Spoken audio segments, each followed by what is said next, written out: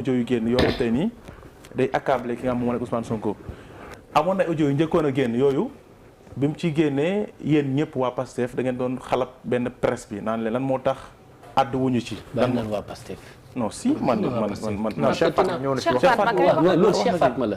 parce que la communication officielle du parti. mosoo non ay dara di nga fii bis boo ma génnee. koo xam mais ànd ngeen ci dégg ñu ne nga ne Cheikh Fatma bu ci waxati. waaw non vas-y continue. wax dëgg. non damay bañ ngeen ne waa Pastef parce que Pastef waxuñu ci. Pastef la parce que. d'accord mais mënuñ ko génne ci Pastef quand même. d'accord alors ñu dégg yenn ci leader yu nekk ci biir Pastef wala sa ay responsable yoo xam te yëkkati nañ kàddu googu mais bi audio yi génnee. dégguñ kenn ngeen naan lan moo tax presse bi waxuñ ci. lu tax souvent seeni analyse yéen. bu leen arrangé ok lépp gongo bu leen arrangé wul ngeen jël presse bi di leen di ŋàññ. je vais te dire wax ko ci kanam caméra bi la position officielle de Pastef par rapport à ça xam nga mooy lan.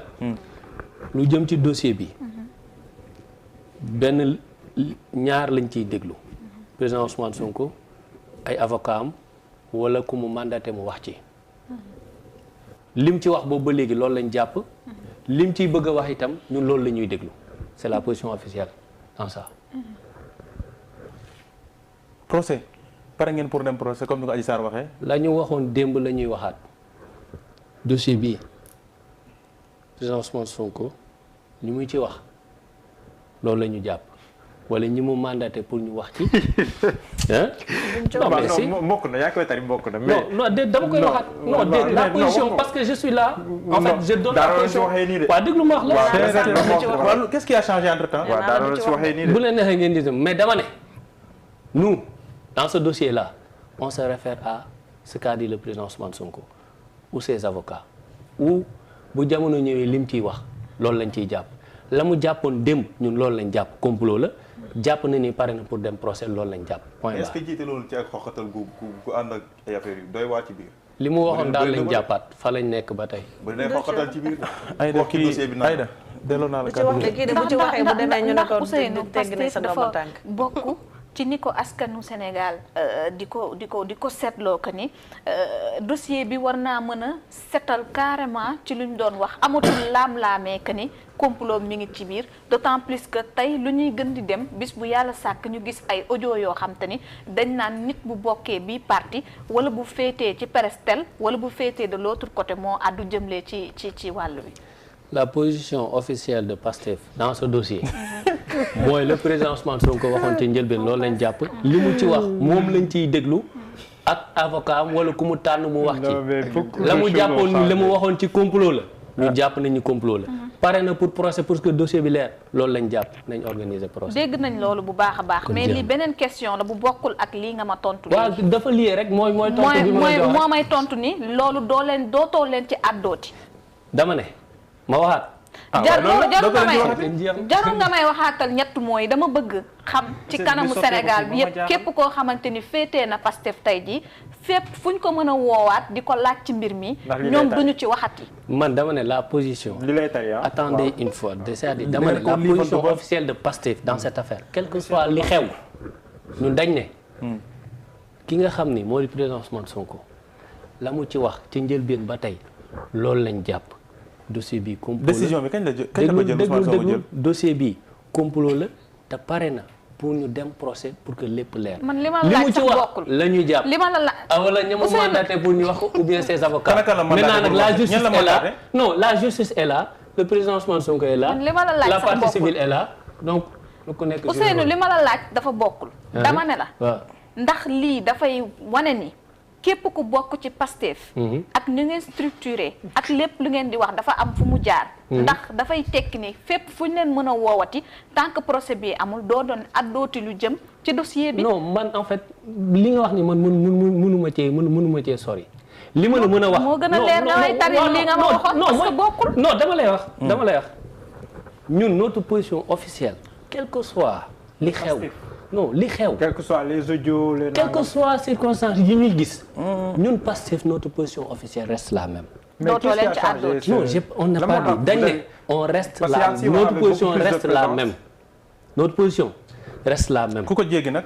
la mu ku ci waxte joxoñ mandaté wuñ man en fait man daal la position officielle de Pastef dans ce dossier mooy li président Ousmane Sonko wax la ñu jàpp dossier bi complot la pare na pour moom ñu dem justice pour mu leer pare na pour dem li mu ci wax la ñuy jàpp benn source d'information la ñu am ci dossier bi mooy le président Ousmane Sonko le concerné ou bien ses avocats wala ëllëg ku muy tànn pour mu waxal ko li ci des nag li ci des moom pare na pour ñëw wax ak askan moom li ci des il est là la partie civile est là la justice est là kon yéen raxasu dama ne est-ce que président Ousmane Sonko pare na pour ñëw fii ci Sénégal lépp seen yoon nekk à part Ousmane Sonko wala ku mu mandaté leer na. c'est la position de Pastef. léegi waa c'est la nouvelle position de Pastef. c'est la position de Pastef. c'est la nouvelle position de Pastef on est d'accord nangul nañ la ko. léegi normal non foog mu leer léegi da ngeen jël une nouvelle résolution dans l'affaire. nu ko waay loolu de lu bees. nu ko waay interpréter. lii ma wax nii attendons.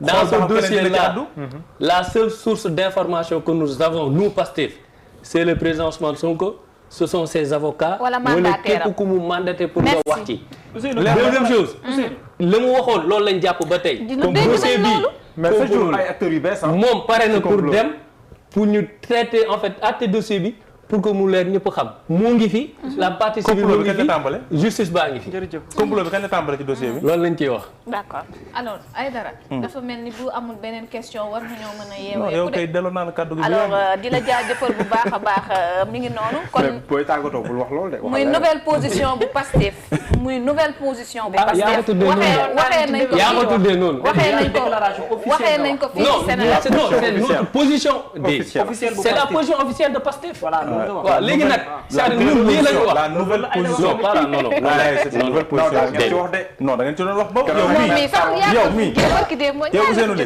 dama ne ñeme nga toog fii mosoo nga ci audio yi Ousseynou fii nii yow café gi audio yi kat léegi fii si woo parce que audio yi ko mu toog ci chaise bi toog lu ne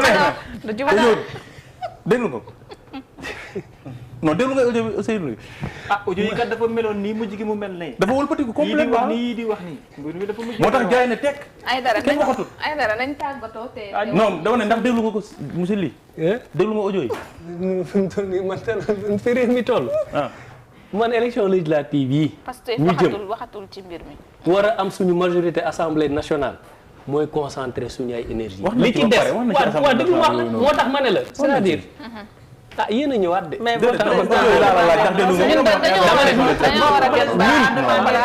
su procès amee affaire yi neexul ci moom doo leen waxati waxi législative. ñun li ñu wax. dafa leer. li nekk suñu kanam nii. mooy élection législative yi. leneen li ci des justice a ngi fi président Ousmane Sonko ngi fi partie civile a ngi fi. lañ ci war a def nañ ko ci def. d'accord jërëjëf ñun c'est ça la position officielle de Pastef. La nouvelle position suñu farata nag mooy suñu 53% et je le dis c'est un message à l'endroit des militants et militantes de Pastef. nañu fexe ba saa yu ñu yeewoo. ba keroog ni ñuy tëddee. lu jëm ci wàllu politique benn objectif la ñu am mooy législative yi donner la majorité à l'opposition et donner 53% à Yewwi Askan Wi ci élection législative loolu suñu faral bi dañ koo bàyyi ak ñeneen ci wàllu dossier dañ ko soxla ok alors ñu ngi leen dossier dafa graw de dafa tàng jamono ji parce que moom mu jër ay dara ñu waaw xam naa dañuy bàyyi suñu gan bi nga xamante ne amoon nañu mbégte bu baax hormis lii nga xam ne am ngeen ci position bu beer j'espère que amoon nañu mbégte non du position ay da noo ko mënti tuddee itam li mooy suñu position officielle li la daam boj di wax léegi layam yi léegi ci dossier da ngeen ne layam yi léegi ci dossier bi. bon mais yow dossier c'est loolu daal ñëpp changé discours. waaw mais El Hadj Diouf Diouf sax nee na léegi moom. Gabriel Kane nii la. waa Pastef nii la. kon daal nii la loolu mooy wane ni justice bi ñu doon wax. ngañ. lépp luy cëggal lu jëm la ci war yëpp mu ngi koy def. voilà tey ji justice bi la alors ñu xaar rek. man de comme Ousseynou liggéey yow yaram la yor rek